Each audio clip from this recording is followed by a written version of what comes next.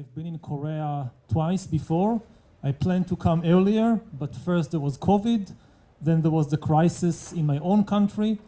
First, the attempt to destroy the democratic system in Israel, then the war with Hamas and Hezbollah.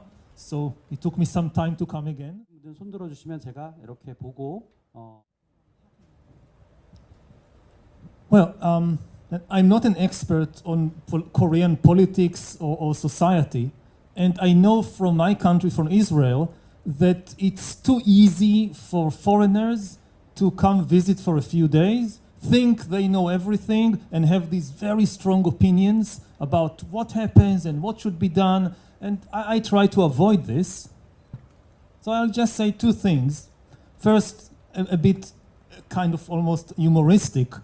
I was in India in December when the attempted coup happened, and I woke up in the morning and one of my team members told me there was a coup in Korea. And I said, oh, finally, a coup in North Korea. Finally, they'll get rid of him. And he says, no, in South Korea. But seriously, I mean, in a way, it wasn't such a big surprise because we see this thing happening again and again in more countries. And actually, this is a very old problem in democracy that we know from history. People think that coups are something that is done by military officers, that they go with tanks and take over the country. But in history, a lot of coups are actually done from above, by the lawful government itself.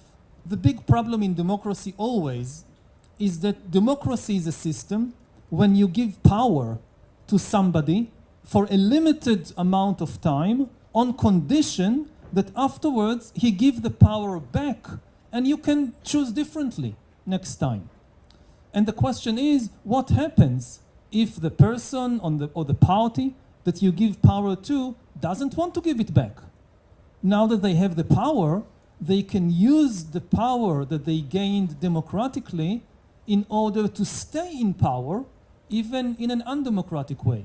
You first use the law in order to gain power, and then you use your power in order to distort and to destroy the law.